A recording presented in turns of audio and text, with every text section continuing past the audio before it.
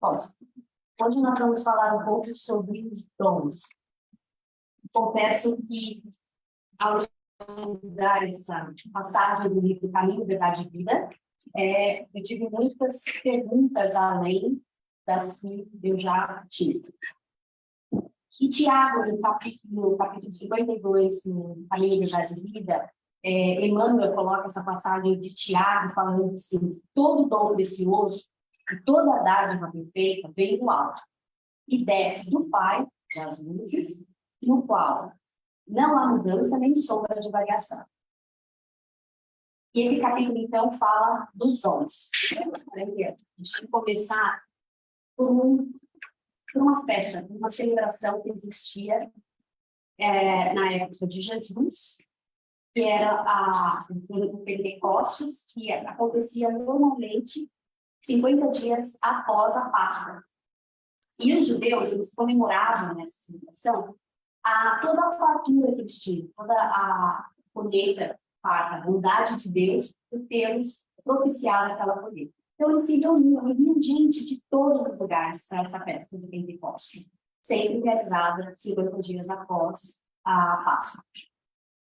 Só que Tiago, ele fala, né, no Atos dos Apóstolos, que numa dessas festas, 50 dias após a morte de Jesus, os apóstolos estavam lá pregando, falando, né, das passagens que eles viram no Evangelho de Jesus. E eles, então, comentam, Tiago fala dessa passagem, que eles ouvem um barulho muito estrondante, assim, do céu, vindo do céu, como se fosse um trovão, né? E eles ouvem esse barulho e, de repente, os apóstolos que estavam ali conversando com as pessoas passam a, então, falar em línguas. E as pessoas que estavam lá ficaram tão perplexas, porque não era que outras pessoas interpretavam o que eles falavam, mas eles falavam em línguas e todas as pessoas de diferentes nacionalidades, porque se reuniam ali pessoas de línguas de várias partes, eles ouviam o seu próprio idioma. Então, era como se eles falassem e cada um, independente do seu idioma, ouvissem o que eles estavam falando. E eles ficaram perplexos, porque nunca aconteceram isso antes. E eles, então, têm esse milagre, né, vindo dos céus, esse dom, né, dos apóstolos em falar em línguas. Bom, muito interessante, porque tinham muitas pessoas na época, era uma festa muito conhecida, muito celebrada, e tinha pessoas de todos os lugares. Então, foi algo que marcou muito, ficou não só agora, né, na época de Jesus, conhecida pela festa judaica para celebrar a fartura, mas também para celebrar esse momento que eles tiveram né, desses dons vindos do céu, como eles recebiam, como eles falaram. Bom, Paulo, na carta aos Coríntios, ele fala desses dons, os dons espirituais. Por que Paulo escreve a carta aos Coríntios? Ele pregou na cidade de Coríntios por mais de 2 anos. E Coríntios era uma cidade, uma capital muito famosa, era muito rica e tinha muitos comércios. Então, pessoas de todo o Império Romano iam para lá para fazer os negócios. Então, tinha gente muito importante, mas tinha, né, pessoas de várias partes. E ele ficou lá nessa cidade por um tempo, pregou uma igreja e montou essa igreja lá, que é a comunidade dos judeus. Só que depois, saindo dali, indo para Efésios, passando por lá, ficando, né, no tempo de Efésios, porque Paulo passava pelas cidades, ficava por um tempo, e depois viajava para outras cidades, como nós sabemos das cartas que ele escreveu. Ele, então, recebe um pedido, né, de alguns membros dessa igreja de Coríntios para escrever alguma coisa para eles. E nessa carta tinha relatos do que estava acontecendo na cidade. Por que eles pediam a ajuda de Paulo, né? E ele, então, fala que a carta foi pedida, né, pelos membros da igreja, porque as pessoas, assim que Paulo saiu, a igreja ficou um pouco perdida. E as pessoas, os integrantes da igreja, eles não sabiam muito bem como se organizar dentro da instituição. E aí, isso também contribuindo com a cidade que era muito badalada, tinha muitas pessoas de fora. As pessoas começaram, então, a voltar os hábitos que eles tinham antes do Evangelho de Jesus, que eram hábitos não muito adequados, depois que você já teve a instrução do Evangelho, da experiência, né, dos ensinamentos de Jesus. Então, os membros dessa igreja estavam muito preocupados. Eles, então, pedem para Paulo escrever algo para eles, para que eles pudessem se melhorar, né, na instituição que eles faziam parte. Bom, Paulo, então, começa a falar dos dons espirituais. Cada um de nós temos os nossos dons espirituais, que são presentes de Deus, que nós recebemos para auxiliar, não só a nós, mas ao próximo. E ele fala, então, dos dons que são inúmeros, como o dom da profecia, o dom de falar com conhecimento, coisas inteligentes, coisas sérias, o dom da fé especial, tem o dom de falar em línguas, o dom de cura, dom dos milagres, tinha vários dons. E ele fala nessa carta um pouco mais detalhadamente de cada dom, mas que esses dons eram trazidos sempre por Deus, e que todos nós temos, e que precisávamos desenvolver. Ele chama a atenção dos membros dessa igreja de Corinto para que eles se empenhassem em desenvolver esses dons. Porque ele compara os dons, né, espirituais trazidos por Deus como o nosso corpo físico. Todos temos vários órgãos, nós temos os nossos membros, mas que cada um é responsável. Né? Imagina que se o nosso corpo só tivesse ouvido, ou se o nosso corpo só tivesse boca, ou se o nosso corpo só tivesse braços, não ia ser eficiente. Então, ele diz que para que as pessoas dali respeitassem os dons de cada um, desenvolvessem cada um os seus próprios dons e trabalhassem de forma harmônica dentro desse conjunto de dons. E assim como o nosso corpo, seria mais eficiente e trabalharíamos de uma forma própria, não apenas de cada um, individualmente, mas de toda a igreja. E seria como se nós trouxéssemos para a nossa realidade hoje, aqui no nosso centro, tem os que são os médios, os outros que são os evangelistas, os outros que são os diretores, outros que têm mais afinidade para acolher, recepcionar as pessoas. E aí cada um faz a sua parte, fazendo com que essa instituição trabalhe e esteja de uma forma harmônica, atendendo às necessidades de cada um, né? De vocês também, quando vocês perguntam a sua. Bom, então Paulo, ele comenta, fala, relata todos esses dons que cada um deveria desenvolver e que seria importante que cada um respeitasse o outro, não tivesse desentendimento quanto aos dons do outro. Claro, sempre com as nossas mazelas, querendo nos comparar com os outros, ou querer achar que o bom do outro é melhor do que o seu, ou vice-versa, enfim. Mas ele sempre lembra nessa carta, primeira carta aos Coríntios, que o dom é sempre vindo de Deus, é um presente. Enfim. Mas será que a parte dos Pentecostes que nós vimos e a parte da carta de Paulo, será que quando nós falamos em dons, estamos relacionando sempre aos dons espirituais?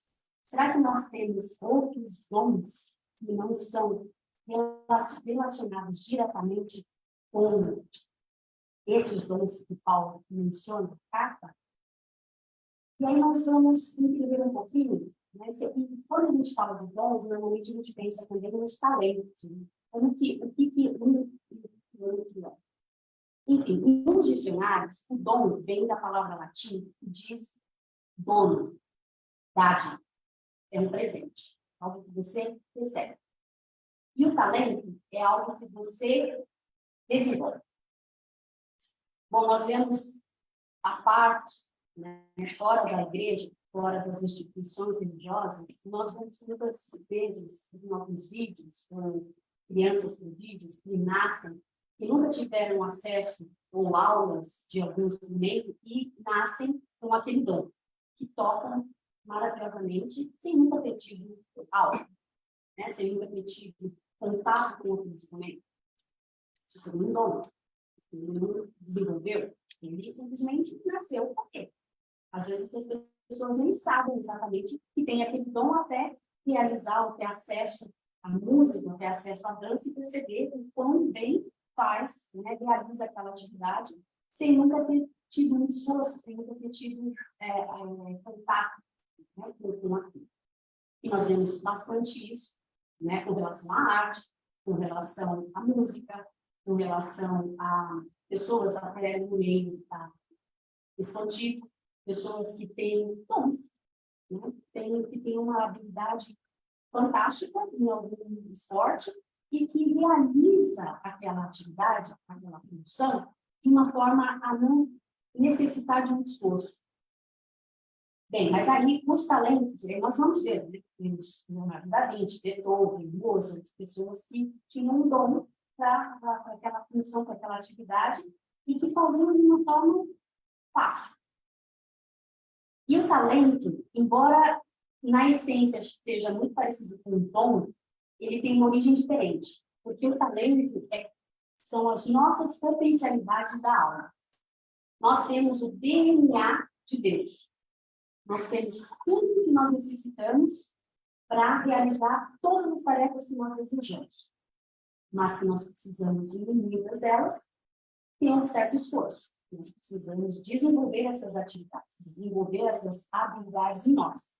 Mas nós temos a potencialidade, nós temos a semente para realizar todas. E aí, isso é o que vai diferenciar, né, nesse caso, os dons dos talentos. Porque nós podemos pegar um exemplo de um atleta que nasceu com o dom, por exemplo, de jogar futebol. Ele não treina muito, ele não se esforça muito, ele não tem disciplina, mas ele é um exímio jogador. E aí tem um outro que nem tem tanta habilidade, mas que treina muito. Ele treina muito, ele é disciplinado, ele vai, ele se esforça, e ele chega a desenvolver aquilo com uma habilidade tão grande, muito próxima de quem recebeu aquele dom. Ou, às vezes, com a mesma qualidade de quem recebeu o dom. Mas porque ele se esforçou, ele trabalhou para que aquilo acontecesse.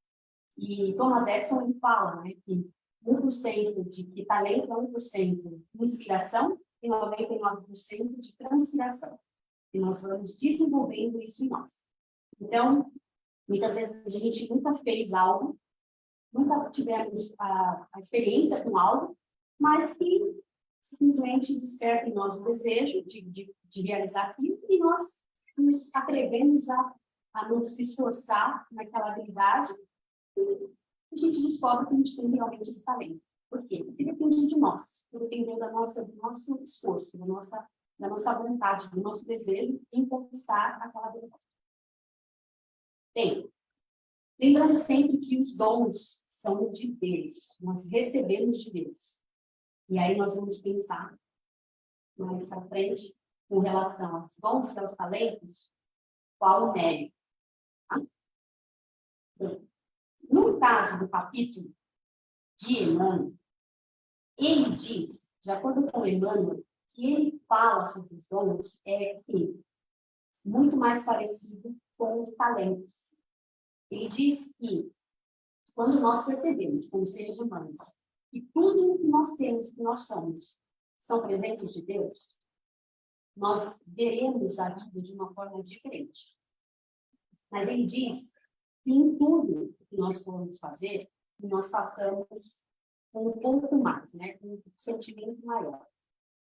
E ele fala assim, se nós temos um interesse em ter o dom da cura, por exemplo, nós temos que, então, começar a ver os doentes de uma forma diferente, a querer nos aproximar desses doentes e a querer ajudar de uma forma ainda mais especial, para que a gente, então, consiga receber de Deus este dom, né, de acordo com a nossa busca.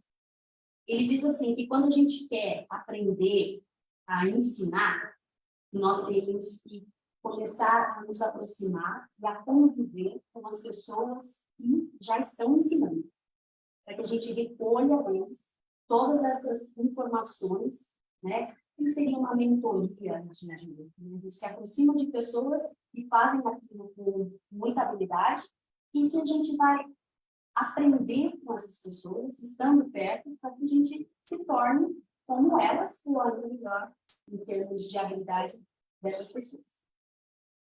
E ele fala que se a gente tem muita vontade de aprender o dom da palavra, que a gente precisa se calar de vez em quando não é necessário. Quando não é necessário falar. Saber o momento correto de falar e o momento correto de falar.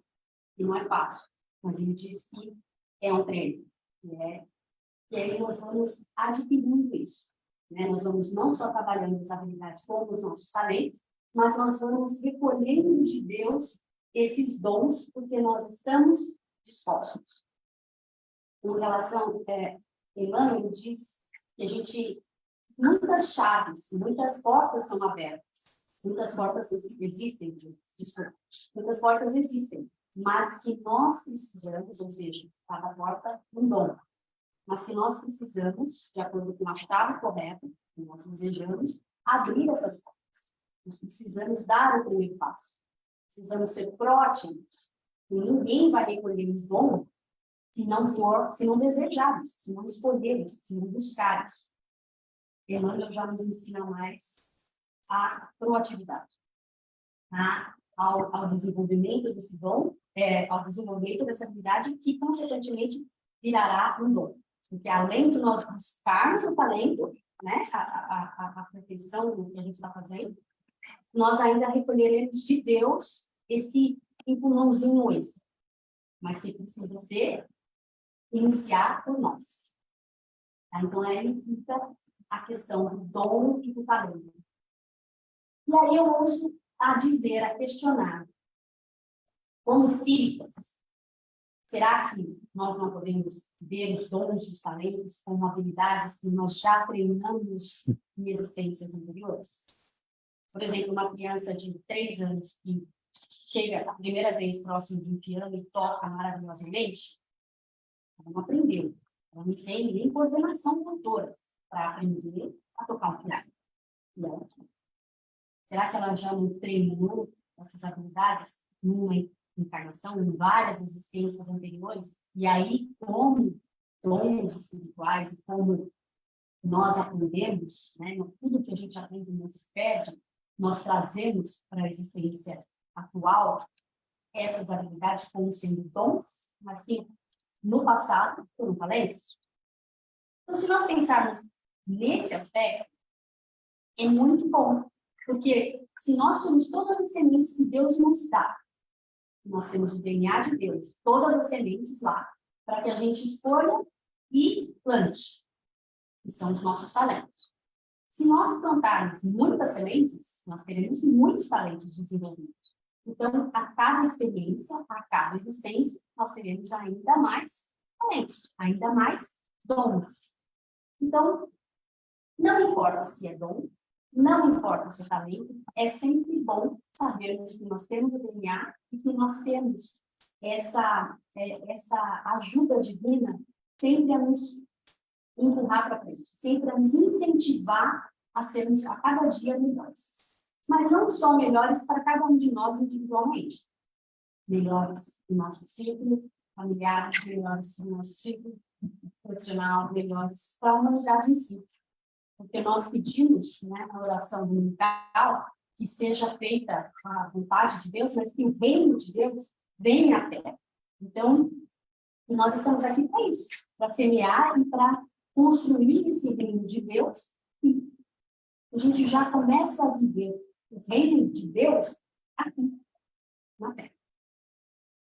Então, eu gostaria de encerrar com uma passagem trazida por Paulo Teixeira, que ele fala de um dom que quase as pessoas não falam, que é o dom da fé. Todos nós desenvolvemos essa fé, mas tem pessoas que têm fé que às vezes é bonito de ver. Uma fé muito forte. E ele fala dessa fé com uma passagem curtinha sobre uma história da Madre Teresa de Calcutá. E lá, em Calcutá, ela recolheu do lixo um homem quase morto. E ela, então, tira esse homem do lixo, leva para dentro da sua casa, para o lugar onde ela vivia.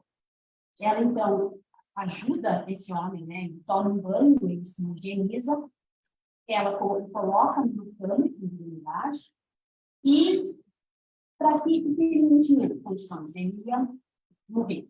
Né? Ele já estava no estado que não tinha condições de sobreviver. E esse homem, então, segura a mão dela e pergunta para ela de que religião ela é. Qual é a sua religião? E ela responde assim, a minha religião é você. E aí, mas qual é o Deus a que a senhora serve? Aí ela responde, o Deus que eu sirvo é você. Então a gente fique com essa reflexão para essa semana.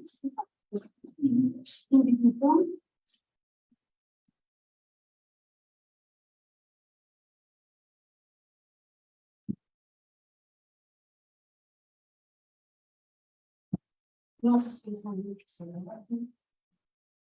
também usar aqui esse ambiente de alegria, de paz. Agradecemos todos os individuais que estão sempre conosco. Agradecemos a Jesus, Jesus. Agradecemos para o Deus por essa oportunidade, este encontro. A certeza de que nessa semana temos momentos de alegria, de paz, de muita atenção,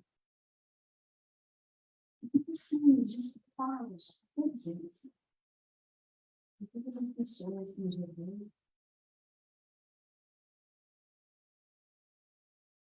a paz e a graça de Jesus. Continue com isso. Amém. Graças a Deus.